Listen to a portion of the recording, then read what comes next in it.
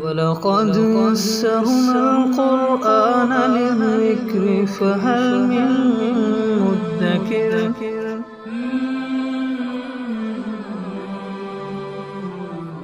سورۃ البقرہ آیت نمبر 278۔ اعوذ باللہ من الشیطان الرجیم، بسم اللہ الرحمن الرحیم۔ یا ایھا الذین آمنوا اتقوا اللہ وذروا ما بقی من الربا ان کنتم مؤمنین فإن لم تفعلوا فأذنوا بحرب من اللہ ورسولہ وإن تبتم فلکم رؤوس أموالکم لا تظلمون ولا تظلمون وَإِنْ كَانَ ذُو عُسْرَةٍ فَنَظِرَةٌ إِلَى مَيْسَرَةٍ وَأَنْ تَصَدَّقُوا خَيْرٌ لَكُمْ إِن كُنتُمْ تَعْلَمُونَ وَاتَّقُوا يَوْمًا تُرْجَعُونَ فِيهِ إِلَى اللَّهِ ثُمَّ تُوَفَّى كُلُّ نَفْسٍ مَا كَسَبَتْ وَهُمْ لَا يُظْلَمُونَ۔ یہ آیات فتح مکہ کے بعد نازل ہوئی۔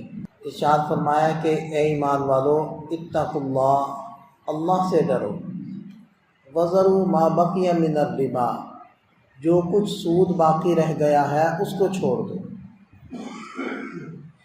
تو مدینہ کے اندر جو قبائل تھے ان میں سے بنو ثقیف اور بنو مخزوم، ان میں سے بنو مخزوم ہو گئے تھے مسلمان، اور بنو ثقیف ان کی مسلمانوں سے مصالحت ہو گئی تھی۔ تو ان دونوں قبائل کا آپس میں سودی لین دین تھا۔ اب مسئلے کے مطابق جب یہ آیات نازل ہو گئیں تو سود کا لینا دینا ممنوع قرار پایا۔ تو بنو مخزوم چونکہ مسلمان ہو چکے تھے، انہوں نے کہا کہ ہم چونکہ مسلمان ہو چکے ہیں اور قرآن منع کرتا ہے سود لینے دینے سے، لہذا ہم تمہارا سود واپس نہیں کریں گے۔ لیکن بنو ثقیف نے مطالبہ کیا۔ تو مسئلہ جو اس وقت امیر مکہ تھے حضرت عتاب بن اسید رضی اللہ عنہ، ان کے پاس آیا۔ انہوں نے مدینہ طیبہ نبی پاک صلی اللہ علیہ وسلم کو مسئلہ لکھ بھیجا کہ اس معاملے میں ہم لوگ کیا کریں۔ تو اللہ تعالیٰ نے یہ حکم فرما دیا کہ وَذَرُوا مَا بَقِیَ مِنَ الرِّبَا، جس کا جو سودی لین دین باقی ہے وہ سب ختم، وہ اب نہیں دیا جائے گا، بلکہ حجۃ الوداع کے موقع پر آپ صلی اللہ علیہ وسلم نے یہ ارشاد فرمایا کہ سب سے پہلے میں اپنے چچا حضرت عباس رضی اللہ عنہ ان کا سود اپنے پاؤں تلے روندتا ہوں، ختم کرتا ہوں، اور وہ سودی رقم بہت بھاری مقدار کے اندر تھی۔ تو فرمایا کہ ہم اس کو ختم کرتے ہیں، اصل رقم بس باقی ہے، اصل لین دین باقی ہے اور جو سود ہے وہ ختم ہے۔ اور دیکھیں کہ ترغیب دینے کے لیے یا عمل کے اوپر کھڑا کرنے کے لیے ابتدا کے اندر ارشاد فرمایا یا ایھا الذین آمنوا اتقوا اللہ، اے ایمان والو اللہ سے ڈرو، اللہ سے ڈرو، اللہ کا استحضار اپنے دل کے اندر پیدا کرو۔ اور آخر میں آیت میں ارشاد فرمایا ان کنتم مؤمنین، اگر تم ایمان کے دعوے دار ہو، اور بیچ کے اندر یہ حکم ارشاد فرمایا، کیونکہ جس بندے نے 1 کروڑ کسی سے سود لینا ہو اور یک لخت اس کو یہ حکم ملے کہ تم نے یہ سود نہیں لینا، اصل رقم لینی ہے، تو یہ معمولی بات نہیں تھی کہ اس سود کو چھوڑنا اور پھر اللہ کے اس حکم کے اوپر آنا۔ اس لیے ساتھ میں ترغیب دی گئی۔ قرآن کریم کا اسلوب یہی ہے کہ ایک حکم آتا ہے تو ساتھ کے اندر اس حکم کے ساتھ ہی اس حکم پر عمل کرنے کی ترغیب بھی ہوتی ہے، عمل کا داعیہ بھی پیدا کیا جاتا ہے۔ تو لہذا ایسے ہی کیا گیا۔ اور آگے ارشاد فرمائے فَإِن لَمْ تَفْعَلُوا، اگر تم ایسا نہیں کرو گے، فَأْذَنُوا بِحَرْبٍ مِّنَ اللَّهِ وَرَسُولِهِ، تو تمہیں اطلاع دی جاتی ہے اللہ اس کے رسول کے ساتھ جنگ کی۔ تو یہ تو اللہ اس کے رسول کے ساتھ جنگ ہے۔ اب یہ دیکھیں کہ ایسی وعید سوائے کفر کے اور کسی حکم اور کسی نافرمانی پر نہیں ہے، یعنی یہ اتنی بڑی نافرمانی۔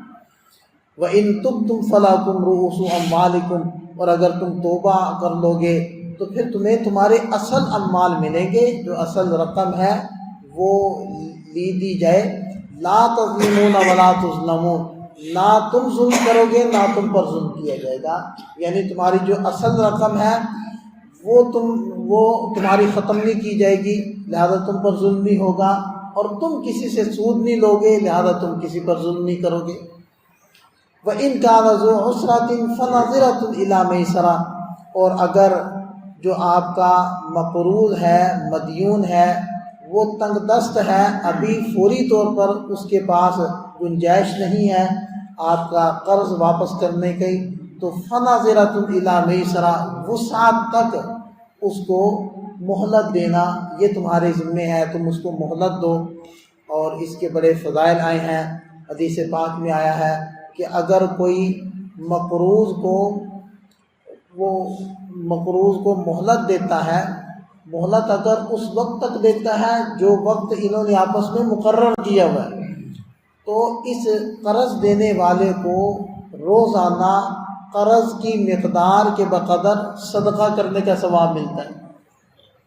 1 سال کے لیے 1 لاکھ روپیہ قرضہ دیا ہے تو روزانہ 1 لاکھ روپیہ صدقہ کرنے کا ثواب، اور جب مدت پوری ہو گئی اور ابھی تک مقروض ادائیگی کی صورتحال میں نہیں ہے تو اس کو مزید گنجائش چاہیے، تو اب جو مزید اس کو مہلت دے گا تو ہر روز دگنا اس قرض کے بقدر صدقہ کرنے کا ثواب ملے گا، یعنی 2 لاکھ روپیہ صدقہ کرنے کا ثواب اس کو روزانہ ملے گا۔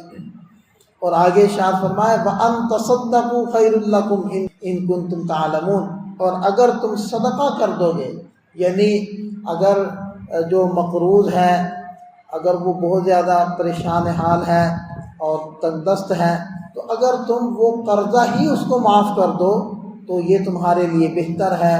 اگر تمہیں اس چیز کا یقین ہے تو یہ تمہارے لیے بہت خیر کی بات ہے۔ حدیث پاک میں آتا ہے کہ جو شخص یہ چاہتا ہے کہ اس کی دعا قبول ہو اور کل قیامت کے دن اس سے درگزر کیا جائے، تو اس کو چاہیے کہ وہ اپنے مقروض اور مدیون سے وہ صرف نظر کرے اور اس کو معاف کرے۔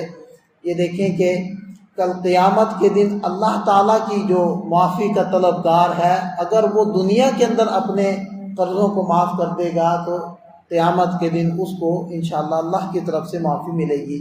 جیسے کہ ایک حدیث پاک میں قصہ بھی آتا ہے کہ ایک بڑا تاجر اور مالدار آدمی تھا، تو جب اللہ تعالیٰ فرشتوں کے ارشاد فرمائیں گے کہ دیکھو اس کے نامہ اعمال میں کیا کچھ ہے، تو فرشتے آ کر عرض کریں گے کہ اللہ یہ بندہ جو مقروض ہوتے تھے ان کو معاف کر دیا کرتا تھا، پہلے تو گنجائش دیتا تھا، ان کو مہلت دیتا تھا، لیکن اگر وہ ادا نہیں کر پاتے تھے تو ان سے درگزر کر لیتا تھا، معاف کر دیتا تھا۔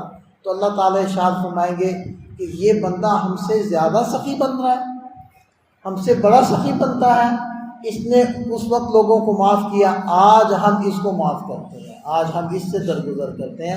تو کتنی بڑی بات ہے کہ اللہ تعالیٰ درگزر فرما لیں، اللہ تعالیٰ بندے کو معاف کر دیں اور حساب نہ لیں، تو یہ کتنا بڑا اس کا فضل ہوگا۔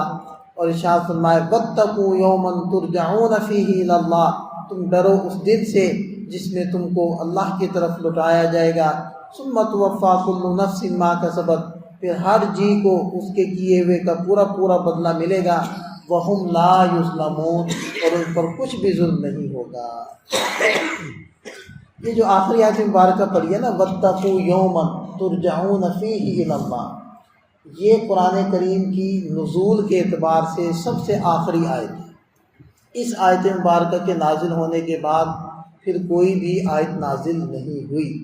اس آیت مبارکہ کے نزول کے ایک روایت کے اندر 31 دن کے بعد اور ایک روایت میں 9 دن کے بعد حضور نبی کریم صلی اللہ علیہ وسلم دنیا سے تشریف لے گئے۔ تو اس سے پتہ چلتا ہے کہ یہ جو سود کی حرمت کی آیات تھیں تو یہ آخر زمانہ میں نازل ہوئی۔ یہ آیت تو آخری ہے نا، لیکن اس سے پہلے جو آیات ہیں وہ اس سے پہلے نازل ہو گئی تھی، لیکن یہ فتح مکہ کے بعد نازل ہوئی ہیں، یعنی سود کے احکام آخر زمانے کے اندر نازل ہوئے ہیں۔ اللہ تعالی ہمیں سمجھ عطا فرمائے، عمل کی توفیق عطا فرمائے۔